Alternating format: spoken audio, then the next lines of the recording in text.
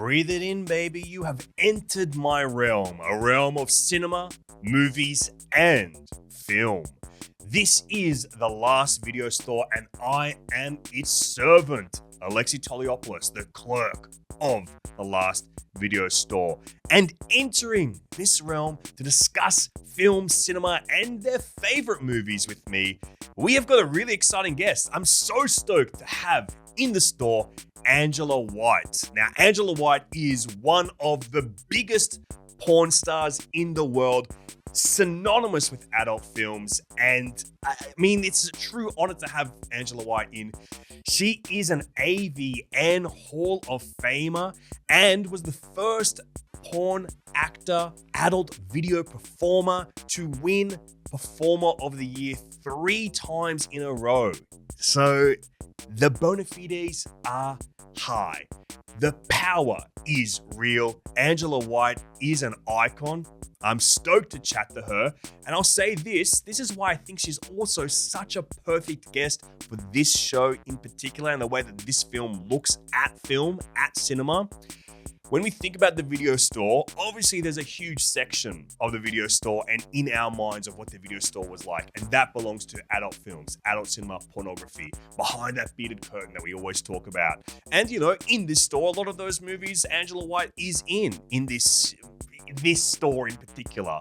But I'd say this, when it came to video stores, when it came to physical media, when it came to home video experiences, pornography and adult films is what always pushed the technology forward and pushed what we wanted and what formats won the home video wars. That's why VHS beat Betamax, because porn went to VHS.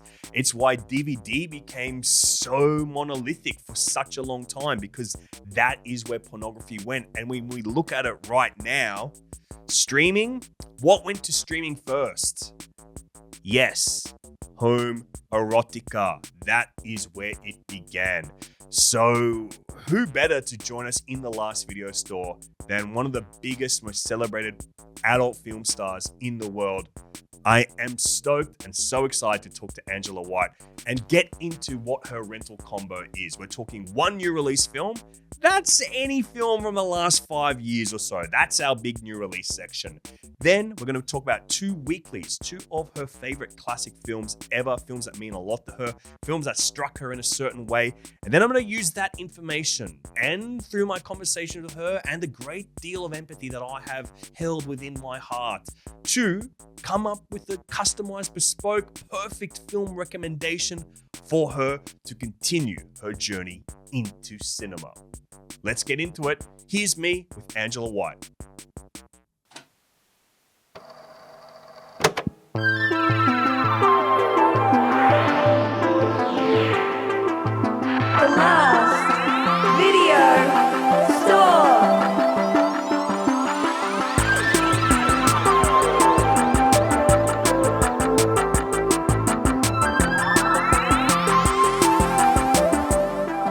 Angela White, thank you so much for joining me here in the last video store. I'm very excited to talk to you here today.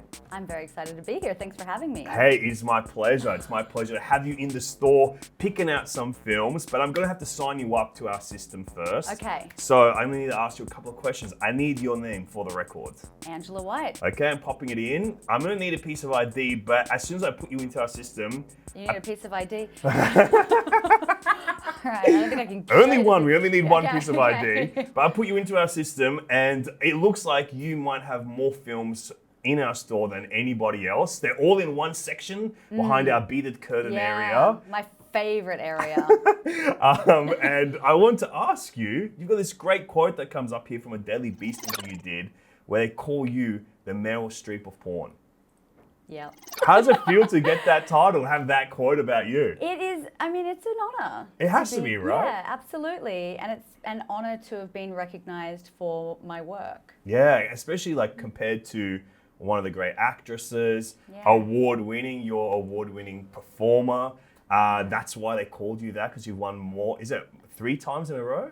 So yeah, for Female Performer of the Year, I'm the only female to have won that 3 times and consecutively. Far out. Yeah. So it must be like great to be recognized by your peers and like your colleagues like that, right? It's amazing. Yeah. It's a wonderful I think feeling. one thing I want to ask you about this, because I find it so interesting, like the idea of performance in pornography, because it's, you know, it's obviously it's a lot of hard work, but I'm interested to you in like, what are your thoughts on the idea of performance? Well, here's the thing. My aim in every scene is to have as little performance as possible. To be real? For it to be as authentic as it can be. Now, obviously, if there's a camera involved, there is going to be a little bit of artifice. But my aim, especially when I'm directing and producing myself, is to make it feel like you're having the same kind of sex you would at home. But I can't do that on every set, because there are, on some sets you have scripts and it's far more heavily directed, and some directors want to tell you which position to be in at all times and when to orgasm, and that's not really conducive to authentic connection and That real naturalism sex. that you want? Exactly. So I mean, for me it would be more like, I want to create documentaries, like, or live action sport. You know, I want the people to be fucking, like, I want to have sex with my on-screen partner as if the cameras weren't there. Is it like spontaneity? Is that what you're trying to capture as well? That's what I want, because I feel like creating that space for spontaneity, that's where the real magic happens. And creating that space and an environment where your on-screen performers can really connect. I feel like that resonates through the screen, and I feel like that's what consumers want to see, or at least I'll speak for myself as a porn consumer. I want to see two people having really great, passionate, connected sex. That's what I want to see. Okay. I mean, as one of the few male podcasters that have actually had sex, I think that's probably what I'm after as well. Like, you want that intimacy, you want that, I guess it is like that naturalism, right? Yes, exactly. What do you have to do to like set that up? Or like, is there a process that you have to go to like find that, like, I guess that intimacy?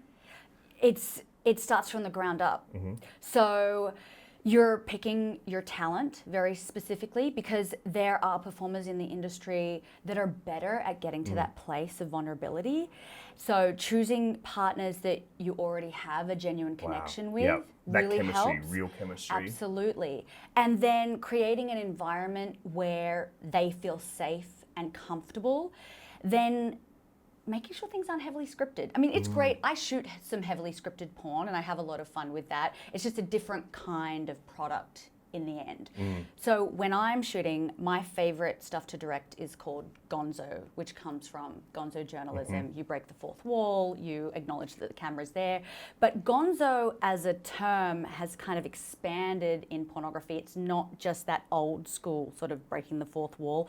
Gonzo's sort of become, erroneously I guess, an umbrella term for all sex scenes. So all sex releases, no scripts. Oh, okay, yes. So it would be no scenarios. No scenario at all. There might be a little tease in the beginning. So the female performer, if it's heterosexual porn, might be wearing lingerie and do a little dance to the camera. But there won't be any kind of the plumber turns up and you've got to find a way to pay. None of that. So the little tease gets filmed, and then once the performers are on set together, just fuck how you want to fuck. Wow, okay. So that's my favorite. So it's like minimal planning. Exactly. Minimal planning. Exactly. I mean, because it is a production, there is still things that happen behind the scenes that the audience doesn't see. Obviously, you still have to go through compliance and you have to prove that everyone's over the age of 18. You have to fill out model releases, consent forms. You go through a boundary checklist. So there's still a lot of things that go on behind the scenes. But once everyone knows your partner's hard nose, yes is what they like, what they dislike, what they want to do on that day, then within those boundaries, then do whatever you want in the moment. Wow. And that's what I think creates the most spontaneity, like you were saying, and the most genuine chemistry. Can I ask, you're talking about as well like the scripted pornography. When it comes to like acting in those, is it like a process you go to? Do you see like an acting coach? Do you like did you try to get into a character? Like, how does that work when it's less yourself? Yeah, it really depends on the project, the director, what company you're shooting for. So for example, now I'm contracted with the biggest porn company in the world, Brazzers, and they do scenes. So we do scenes, which is, one complete product, but it's just one sex scene. Yep. And then they're not really doing a lot of movies. They're really just focusing on those one scenes. And a lot of what they do is very campy and funny. They really focus Playing on with the artifice? Yes, Yeah. absolutely. And I love those because you kind of get to lean into those tropes. I like those porn tropes, like the pizza delivery guy turns up and you have no money to pay. Oh no, what are you going to do? Here's a big sausage pizza. But so for those, there's no real need, I guess. Well, I mean, you could argue there's always like training yourself in acting is always going to benefit you, but the fact that it's kind of cringy and campy makes it even Does it funnier. make it fun for you, like to go into that goofy kind of comedic mode? Absolutely, it's fun, and it's fun for me to be able to mix it up. Like doing the same thing every day would bore me as well. So having these different kinds of scenes that I shoot is a lot of fun. But I have shot feature-length films in porn, and I did end up winning Best Leading Actress for my role in Perspective. Congratulations. Thank Can you tell us you. about Perspective? Yeah, it was a really tough role because I basically played two different people, because Perspective, it was basically a woman in an abusive relationship, and one half of the movie is told from the perspective of the woman, and then the other half of the perspective is the male perspective. Oh, wow. So it was That's like new wave shit. That's cool. So I had to play, so in one version I'm the villain, and in one version I'm the victim. So I actually did hire an acting coach for that. Really? Yeah. Yes. And another movie that I did, Drive, which was similarly quite intense. I had a different acting coach, so I got two different styles of coaching. But it's not required for porn, but I'm always somebody that I like to learn new things. You like to overachieve? Yeah, I do. I like to hone in my craft. I really wanted to do a great job on those movies, and Perspective was the one that I did win Best Actress for, and I'm very proud of that. Yeah, of course, you should be proud of that. Thank you. Can I ask, like, what were the lessons you took in from like acting to go into that film? Like, were there any specific examples? Yeah, the thing that I learned a lot of things, but how I benefited the most, because I've always been this person. If people have watched other interviews, I just love Gonzo. I just want to have real connection. But what was really interesting was when you get really deep into a character that is nothing like you, and then trying to have sex as that character, you have sex in a different way too. Really? And yeah, you absolutely. Wow. So I learnt a lot more about sex, because this whole journey has been about me expressing and exploring my sexuality. In a way, it's kind of selfish. It's like, I want to do what I want. I want to have sex I want, all that. But having sex as someone else was really eye-opening, to be like, okay, like it can feel different. You connect with someone differently when you're a different person, or at least you're embodying a different character. Wow. What do you mean? Like, what were you noticing? Well, there was one of the themes was really tough for me because, okay, so when we were doing the perspective of the victim, and there was a moment where I'm having sex with somebody, but it's sort of it was so tough because it was kind of non-consensual, but we're also creating a product that's supposed to be sexy. Yeah.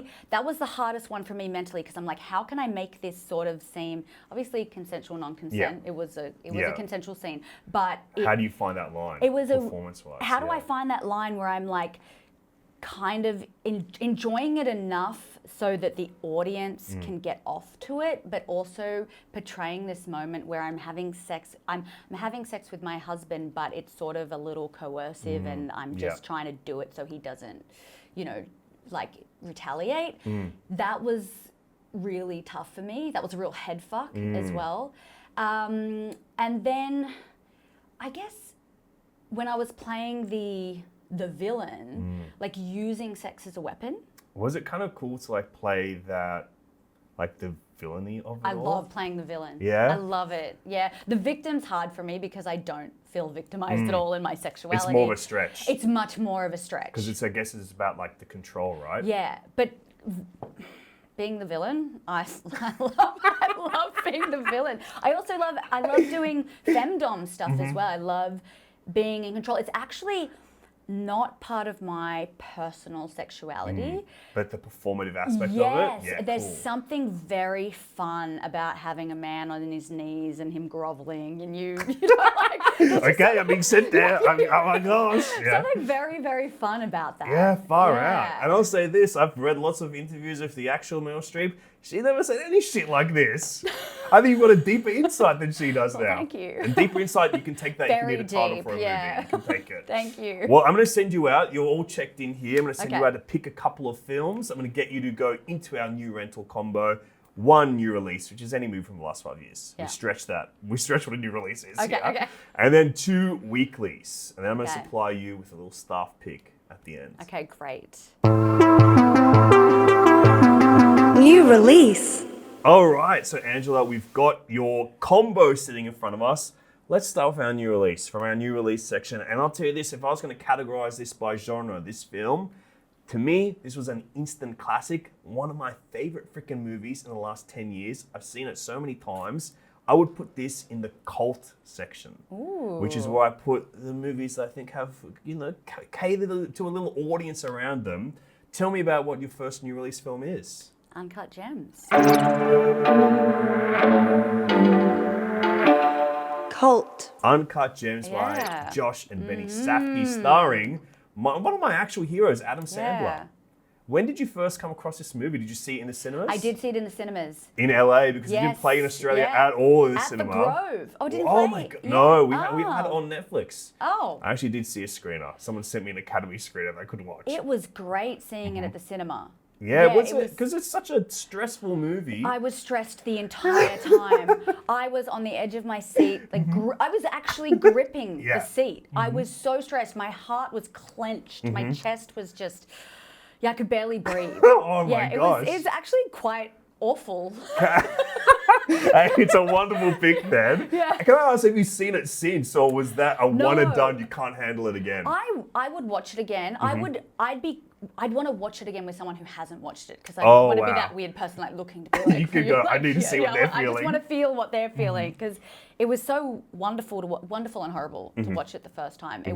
I was completely captivated, and the truth is I don't watch a lot of movies or TV shows, and it's only because I'm obsessed with my job and I work so hard that I'm like I'm How can you switch off watching it's- something like that, yeah, right? I actually, it would probably be beneficial for me to watch more films. So I'm really, I love the idea that you're going to give me something at the end. Yeah, maybe thank to- God, I can hopefully switch you off. recommendation, and Yeah. I'll have to let you know. But Yeah. I'll give you millions of recommendations if that's what you need. I need you to relax. yeah, I would love that. But this movie was just an incredible movie. From start to finish, there wasn't one point where I was bored. Is this the kind of movie that you often get into, like that kind of like stressful, crimey type thriller? No. Wow, so No, complete escape. completely. This is not the kind of movie that I would normally want to watch or pick out, but I watched it and was taken by it. Yeah, Yeah. I really, really love this movie. I'd seen before this, the Safdie brothers had made 2 films before this. Oh, they'd made more than 2 films, but I had seen their previous 2 films, which is Heaven Knows What, which is like another gritty urban New York underbelly type film. It's about heroin addicts in New York City that kind of like live in parks, and it's like what they do from that onto their next film, which is Good Times, starring Rob Pattinson. Have you seen that? No. Oh my gosh, you will love it. Okay. Another similarly very tense crime thriller. Rob Pattinson completely transforms into this movie. He plays a Greek guy. I'm Greek, so I was like, this is one of the best movies ever. To see Rob Pattinson be Greek, my God, a dream come true for me. Okay. So what I think they really do is they find like this authenticity to like who the surrounding characters are in New York City. Like in this film, there are so many oddballs, like so many weirdos, so many strange heads, you know? Yeah. Like, I think there's that aspect of the film that makes it feel so lived in and like finds like this real, like a very specific point in New York to do it. Can I ask you, we've been talking about performance. When I was rewatching this movie just last night, I found it freaking insane that Adam Sandler did not win an Oscar. And when I'm watching, I go, this is one of the best performances I've ever seen in a movie. I'm even I underrated it after saying the same thing years ago. Going back to it, I think it's amazing. What do you think about Sandler in this film? I thought he was brilliant. Yeah? Yeah, I thought he was fantastic. Do you like Sandler? Do you like his comedies and Yeah, stuff? I think he's hilarious. Because I think, And it was so different. So it was different, so right? different from his other roles. and I think it's good casting because what they do, like, when you think about like what this character is, Howard Ratner, I believe the name is, he is, I think it captures a lot of like the persona of who Adam Sandler is. Because Adam Sandler, he plays like a lot of like, you know, crazy characters. But what he does in like all his comedies is I think he's able to like ground them into some kind of reality. And this film, it's like so much crazy stuff happens to this guy. Yeah. But because Adam Sandler, you're like, you know, even though this film is about a guy who basically defies fate and defies, in a biblical sense, defies God and is like constantly punished for it, but has to keep defying it, you still root for him. Yeah. Because he should be a slimy character. You should hate this guy. Yeah, but no, you it's don't. Sandler. You love him. How can you not? I thought his portrayal of the character was brilliant. It truly is. I love this movie. I think great cast, Julia Fox, first time I ever saw her. Great performance as well. The other thing I really love about this movie is it's got this beautiful score. The score is like kind of captures like this cosmic feeling of like what you see when you look into the opal. Would you ever get one of those? Would you get one of those opals that they find in the movie? Or what would I do with it? Would you stare into it, feel inspiration like Kevin Garnett does? I don't think I need. If I had the money for an opal like that, I'm not sure that that's what I would spend it on. Okay, what about one of those gold Furby bling things that he's got? Maybe that's more realistic. Yeah. If there was any character or doll that you could turn into a gold bling, what would it be? Oh, that's a great question. I think it's one of the worst questions I've ever asked. It's an interesting question. Oh, thank you. That's better. Sorry, my bad. It's an interesting question. Yeah, it's a weird question. It is a weird question. You know, I don't usually use that word anymore. Okay. I don't use that word because people are always like, what's the weirdest thing a fan has asked, or what's the weirdest thing you've done? You might on have set? a new answer for it. Okay, now I know. The weirdest thing was, What would you have as a Furby bling? Okay, I'm going to throw it back on you and ask you what you would. Probably it would be a DVD. I would just have a lovely blinged out full-size DVD. Which DVD? Or just the disc? No, it would be. I'd change it every day. I'd change it back. I would probably put my favorite movie. My favorite movie is Looking for Alibrandi, the Sydney set film. Okay. With Pia Miranda. You're gonna have to send me a list of movies that I have to watch. You would like this one. It's about a teen girl that like is she's finishing high school. She's about to go to university. It's set in Sydney. Great movie. All right. They're just like, you know, she grew up in like the Mediterranean community in Sydney. Go, that's my life on screen. Sometimes a movie's a portal to another world. Sometimes it's a reflective surface to see your own life. And I go, wow, that's my life. Is that what you're drawn to? Movies that kind of in some way represent your life? Sometimes I would say that gets me on a deeper level though. Like when I see something on my own experience, I go, oh, wow, I'm being seen. I'm being represented on film. Well, to go back to your previous question, I'm going to probably just go for a dildo. Wow, okay. Perfect answer. I feel like that would be a great mantelpiece. Yeah, absolutely. Yeah. And that's big bling. If you've got like a big golden dildo with encrusted diamonds, come on, that's exciting. Yeah, I feel like that would be the centerpiece. Wow. Well, Howard Ratner, if you're out there, please make this happen. We have to make this piece. All right, before we get onto our weekly choices, I've got another question for you. Okay. Have you ever been a member of a video store before in your life? I have. Can you tell me about the video store, maybe the one you grew up with? Yeah, I miss video stores. Me too. That was always fun, browsing the aisles and when you're a kid trying to look back into the past the curtain. Those beads, park them away. It was very exciting when I could finally go back there and see what was. It was exciting to go back there, but when you actually see what's back there, it's not. Yeah, it's like horrible videotapes and stuff. And everything's R-rated. It's like you don't actually get to see really explicit stuff, or at least in the video store that I went to. Was What still was the very store that you tame. went to? What was your It was store a video. Was it a Visi? I think it was a Video Easy. Video Easy. Yeah, I think it was a Video wow. Easy.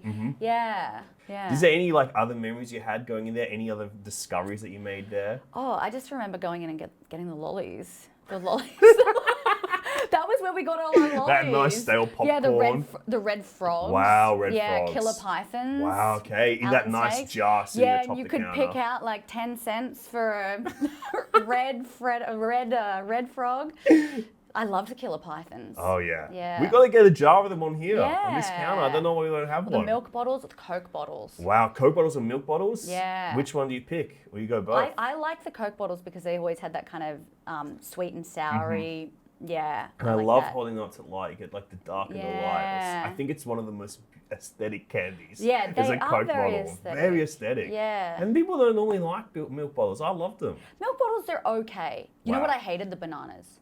Oh yeah, They're the weird. worst. Have you ever heard that you know how the fake banana flavor doesn't taste like banana? No, it doesn't. Do you know what that is? I learned this recently Oh. and it blew my mind. Apparently, like 100 years ago, there was a banana that tasted like that, and it was a really popular banana. No, it wasn't. And people ate it to death. No. Like they ran out of that actually killed banana. it. They extinctified Thank goodness. it. Yeah, well Yeah. now all we have is that crappy little chalky candy to It's experience that taste. horrible. It's horrible. It's horrid.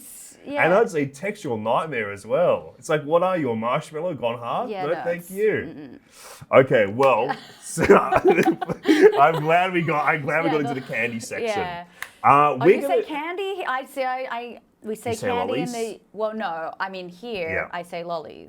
But if I say lollies in the US, they have no idea what I'm talking about. So it's candy in the US. Okay, we got a lolly section. Yeah, It's yeah. a lolly section. Yeah. We're not going to pander to the US here. No. No. It's a lolly section. Weekly. Well, I'm going to go back into that beaded curtain section with you. Okay. Because the next pick you've got, we actually had to put it into that section because Really? it features unsimulated sex. I guess yeah, it would be back there. We have to, legally, we had to Yeah. put it in that Okay. section. Fair enough. And also we made a sting for adult films and we have not had a chance to use it yet. Okay. So we have to make our money's worth by putting that sting up in the podcast. But you've chosen Gaspar Noé's Yeah. Love. Adult.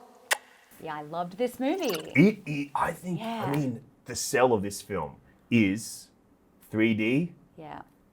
unsimulated sex, and it's like, I guess, a romantic drama. Can you tell me about when the first time you saw this film? I actually don't remember the first. I have seen this film a couple of times. I don't Have you remember. seen it in 3D? I never saw it in 3D. No, is it worth? I mean, that cum shot. I feel Yeah. like it would be. I mean, I see that every day at work. I don't really need Yeah, to see you've the film, seen this movie in but 3D. You've lived it in I've 3D. lived it. But- Yeah, I saw it in 3D, and I remember like about like probably a couple minutes into the movie because it's a fascinating experience to see sex in 3D. Because when you're seeing 3D, it's like Avatar or like some shit like that. So like seeing a movie that's, I guess, a presentation of real life in 3D was kind of interesting. Yeah. And then I would say there was a part of me just in the back of my brain go like, what if I'm seeing this in 3D and my brain, like this part of like a primal part of my brain goes, you're having sex right now? Like that would be so embarrassing. And I go, well, I'm in an audience of like 200 people. What if they all have that? What if we go crazy? And I was like, or like a whole orgy breaks out. an orgy like- breaks out, or yeah. just a few weird guys make a Okay. few scrones or something in the audience. I was worried I might make a moan during it, but thankfully I didn't. I was able to check myself. I realized that I was in reality in a room. But I remember seeing it at the Sydney Underground Film Festival. I think it would have been the only time that it's screened in 3D in Australia. And maybe it's only like film screenings as well. And it was like the first film festival I ever had like part in, like helping present movies and like hosting Q&As. So this film and that experience, it's very I don't know, it sits in place. I'm smiling thinking about it, which is a weird movie to be smiling thinking about. No, you should be smiling thinking about this movie. Look at that. Even look at the cover. I know. It's a dirty cover. Yeah, I Why love did you a three-way pick this kiss. movie? I found it such an interesting choice for you. Really? Well, you know, we're Really? using the word interesting interchangeably now. Oh, it was hot. Yeah? I actually really like gritty films that deal with sexual topics. Mm-hmm. Surprise, surprise. I loved the portrayal of sex in this film. I think it's different from what I'm usually portraying in porn. I thought it was incredibly erotic. I loved watching her jerk him off on the bed. I thought that was just It's one of so cinema's sexy. great special Yeah, effects. I loved that. Yeah, I thought the story was great. I thought it was really engaging. I love films that deal with dark matters and sexuality and are willing to get dirty. And the sexual power play as well, how power Yeah. dynamics shift in it. Yeah, I thought it was really interesting. I think I can't stop looking at this cover. Yeah, you can keep looking at it. Yeah, For I those love the wetness of the tongue. Oh, as well. absolutely. Yeah. Really, you see those Like the those spittle lines? Yeah, we love that in porn too. Oh wow. We love to get a backlight, do like a really sloppy blowjob, and the backlight comes through all the spit. Looks great. Is there a special technique to make that line happen? Yes, there is. Deep throating is the first thing because then you get that really sticky spit from the Wow. back of your throat. So The deep throating. the true stuff, the true spit. Holding the dick down in the throat for as long as possible Yeah. so you can really get it out. Oh, that wow. spit is so much different from the spit that's Absolutely. just sitting in the front of your mouth. And I've always said that. Right? Yeah, I've And always then said that. it kind of, it's so, like the viscosity, Mm-hmm. it's so stretchy and thick. So you can kind of come off the dick and have this long, you're still connected to the dick. Wow, that's it. That's Yeah. the intimacy, the connection never Yeah. ends. And then if you're struggling, the dry mouth spray, if you've ever used that. What's dry mouth spray? It's biotin, so it's like, so you can get like biotin mouthwash, which is for dry mouth. They make a spray. Whoa. So you spray that in and it produces more saliva. So Oh if my you're gosh. struggling to produce your own, you can spray that in. Wow. They also have little lollies for that as well, but I prefer the spray. If you think someone's going on a first date and they want that magic movie kiss where there's just that little spittle line, should they spray that just before going in for it? Maybe just one spray. 'Cause you don't want the kiss to be too wet either. I feel like there's a line. Like you don't want it dry, but you don't want it super sloppy. You don't want drool coming. You don't want to drown your partner in your Exactly. spit. I think just a little bit of Just spit a little is bit. nice. An enhancer, if you will. Exactly. And that spray is like minty fresh as well. Oh, so really? If you've had dinner, a little spray. Yeah, you can Yeah. sneak it by. Yeah.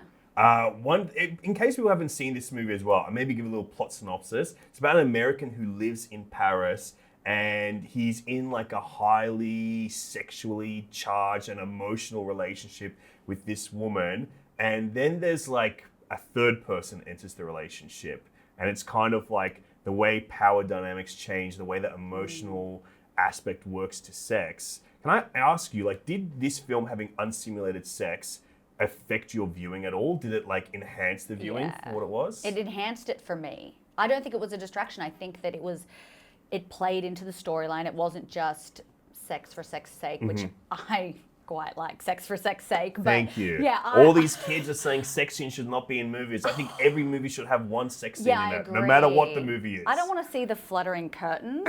I want to see the sex. The zoom out. Yeah. No. Yeah, show stay it to me. on it. Stay yeah, on I it. want to see how these characters would fuck each other. Yeah, exactly. Yeah. That's it. Yeah. Okay, thank you. Yeah.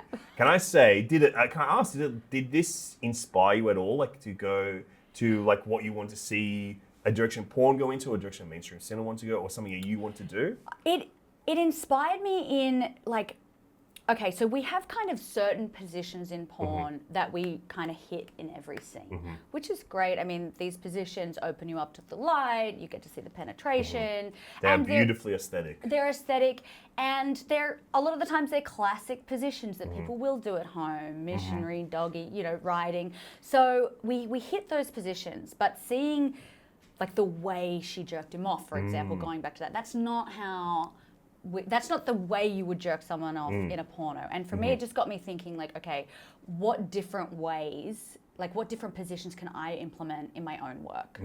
Wow, and to capture that reality. Because it is, Yeah. when you see that scene, it's not like, it's aesthetically beautiful because it is capturing the reality of that kind Yeah. of thing. Yeah, wow. Yeah. And it's beautiful. The 3D cum shot must be seen, we'll say that. Yeah, that was fantastic. Really captured, like, that's one of those movies, like you were saying, like, that kind of, like, you know, seem like your life, so it's very, like, relatable. Wow, I was okay, like, oh, okay. cum is coming up my face again. This is all the memories from that. That's the reflective surface. Yeah, That's the mirror right. to your Yeah, world. that's it. Well- But you know, this movie, it was hard. It was a hard pick for me because I don't know if you've seen Lars von Trier's Nymphomaniac. Of course, I've seen it. Parts 1 and parts 2. Part 1 for me, that was a bit of a mirror, a bit. Yeah. I don't want to. Yeah. But like definitely like that. That raw expression of sexuality, hot. Yeah, That's another. okay. Yeah, I really liked that movie. Do you have any like favorite sex scenes in films? So a bit of a question to spring on you, but it came to me just now. Honestly, it's not exactly sex, but that jerking off, I don't know why. Like that scene That's to the me one. is like, yeah. Or there was that, I quite liked the sort of gangbang. Was in the Nymphomaniac, there was 3 guys that she had sex with in that one scene, I think. I think There so, was like, that was I'm going to have to rewatch it, but Wow. that was a really good. That's your homework. You have to rewatch Nymphomaniac. Get back to me. How many were in not it? a problem. Yeah. What's your favorite sex scene? Because that's another thing. In the list that you give me of movies to watch, I also want you to give me the best sex scenes. Okay, wow, okay. Yeah. One that came to mind straight away was, okay, I'll give you a comedic one that I think is really funny. Okay. The sex scene in MacGruber. Have you seen MacGruber? No. It's Will Forte. It's like a parody on MacGyver. Okay. It's an SNL movie, but then it becomes like a parody of like 80s action excess films. Oh, cool. And there's a sex scene with him and Kristen Wiig where they're just sweating crazy. Like the sweating is amped up, so they're just dripping on each other the whole time. And I just think that's like such a funny sex scene. I don't think that's amped up. On porn sets, I can tell you that sometimes that is literally happening. I'm being drenched, like rained on. by Well, the male maybe that's talent. one that you have another experience. Like you're like, wow, that's Wow, real. that's a mirror. And then there's another one that I haven't seen this movie for like, gosh, probably like nearly 20 years now. But it's like a coming-of-age film by Bernardo Bertolucci called Stealing Beauty with Liv Tyler. And she like goes to Italy for like a summer kind of thing. And then she like loses her virginity. And it's like in this like barnyard. But there's something about it's like, it captures the romance of like losing your virginity, but also there's a reality to it and stuff. That's but it's not like, as romantic. Not as romantic, Yeah. but it's just like there's something about that scene always stuck with me. I think I've only seen it once, but I was like, that's a really interesting sex scene where it was like there's purpose and performance in it and like to capture the story. And then when we talk about Italian sex scenes, you can't go past freaking Call Me By Your Name. Like the love and sex scenes in that are just so beautiful, I think. I'm going to be catching up on a lot of movie watching. Wow. Well, someone in Call Me By Your Name, they do ejaculate onto a peach and eat it. Nice. So very special. Yeah. It's the only movie that happens in mainstream Yeah. movie. There might be others out there. Yeah, I've definitely done. I did a birthday scene where I had someone ejaculate onto a cupcake and I ate that. So Wow. that's- Okay. Yeah. Well, hopefully that's the next movie. Yeah, it was nice. It added a little saltiness to the sweetness, which I love. The combo. A little savory note. Yeah, A little I love savory that. A little Uh, umami. That's so funny. All right, we've got your final pick. It is another. I'll probably put this in the cult section as well. You've got some cult hits here. And this is a movie that I so strongly associate with the video store era that I grew up in. You've got Robert Rodriguez and Frank Miller's Sin City.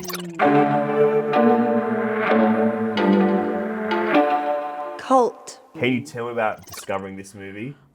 I just loved the cinematography, the graphics. Everything about this movie, the way it was shot, the black and white and the little color moments. I just thought it was a great film. And it's got its own grittiness too. Yeah. And I think it's that artifice as well of like, because it's based on a comic book, graphic novel series by Frank Miller.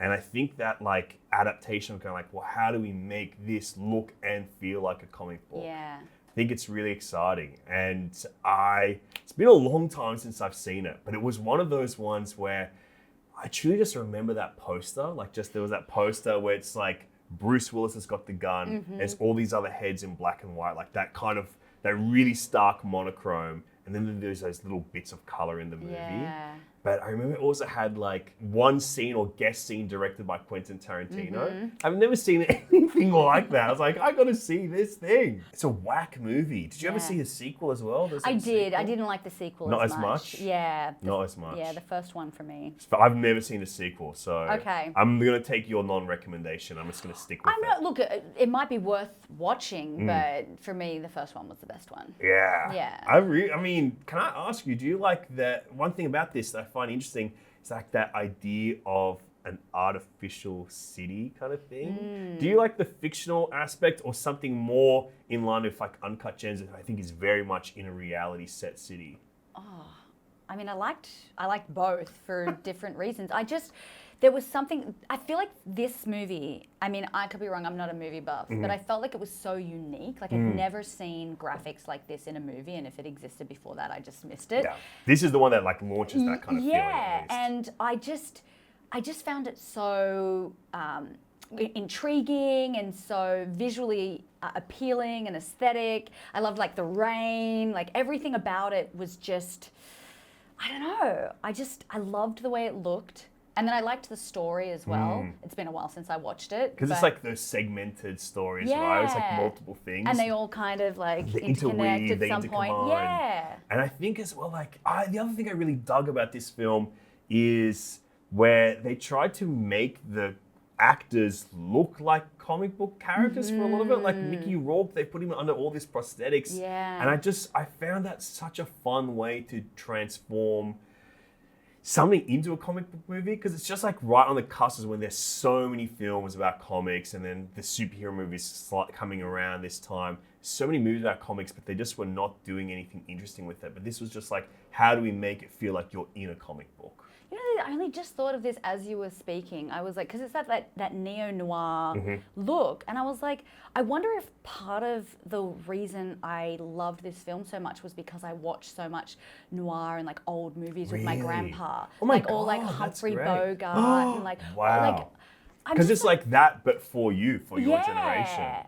I love those Humphrey Bogart, like The Big Sleep, Maltese Falcon and stuff. Even like we would watch so many old movies, so many old black and white movies, me and my grandpa. Like he loved Fred Astaire and Ginger Rogers, so we watched a lot of like old musicals, and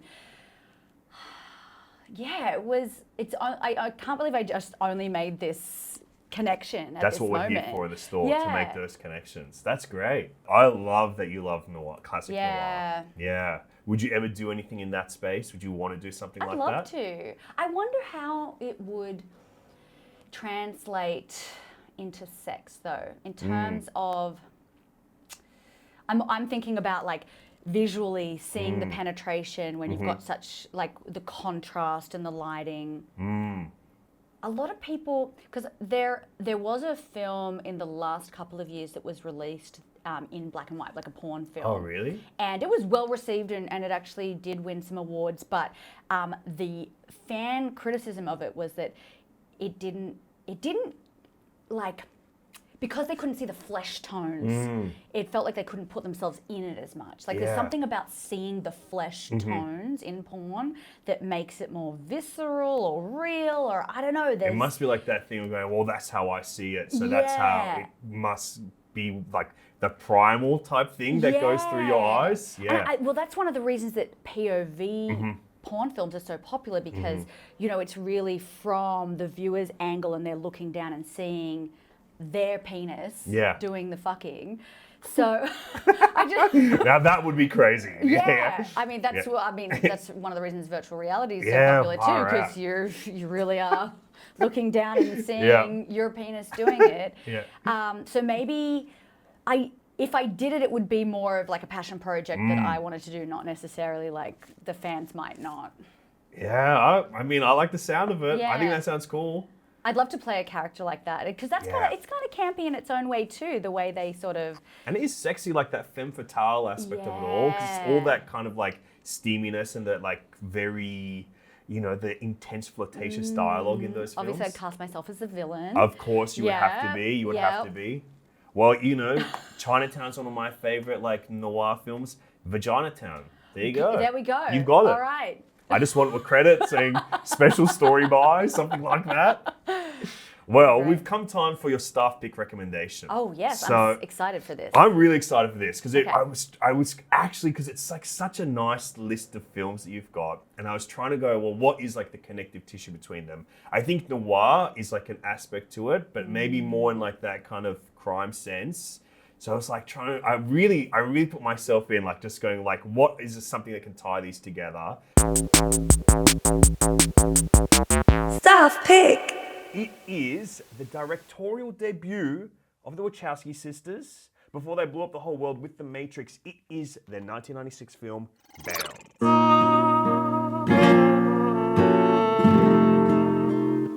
Crime. So, let me tell you a little bit about Bound. It is that kind of classic steamy noir full of double-crossing lovers, a bag full of $2 million in cash stolen from the mafia.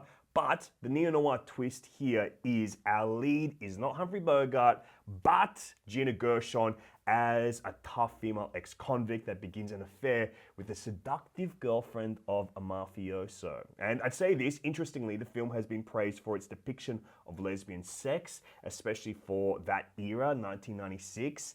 And to choreograph those scenes, the Wachowskis collaborated with sex educator Susie Bright, basically forming the prototype for the now much more common on-set job of intimacy coordinator. Yeah. I think you really love it. It fits in with all the stuff we've talked about today, especially those neo-noir notes. Thank you. Yeah, I'm absolutely going to watch this and let you know what I think. So it's a movie they made just before they made The Matrix. It's what got them The Matrix, so yeah. Thank you. Thank you so much. I really My appreciate pleasure. it. Hey, Angela, is there anything you want to push our listeners towards? Oh, well, you know, the best place to find me is angelawhite.com if you're an adult. I think we can link to it. I don't know if we legally can, but you can look it up, angelawhite.com. But yeah, thank you so much for joining us. Thank you so much. It has been an absolute pleasure. Thank you so much. And could I grab a killer python to go? Absolutely. Yeah. I mean, is that a euphemism or? Both would be great. Yeah. The last video store.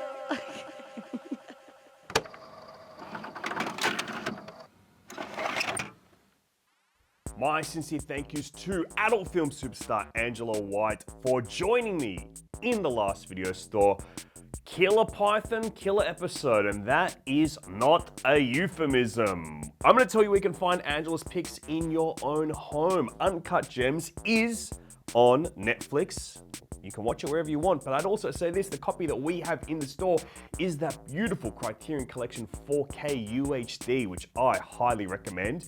You can find Sin City and Love on video on demand for rent. And my recommendation to her was Bound by the Wachowski sisters. It is on Stan, available for you to watch if you're a subscriber from that service, or you can rent it on VOD as well. If you want to keep up with the show, you can follow us on YouTube, and you can subscribe to the channel there as well. You can also listen to us in podcast mode wherever you get your podcasts. So follow us on Apple Podcasts, Spotify, or whatever weird app you use, you freaking freak. You can use whatever app you want. People use weird apps to listen to podcasts. Not me, I use the two mainstream ones. But you're different, I'm sure of it.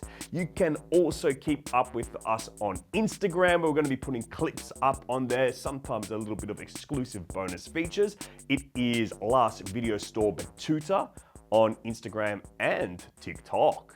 Thank you for joining us, and until next time, I hope you do the one thing I care about most, which is respecting cinema in every single form it takes, including the humble DVD.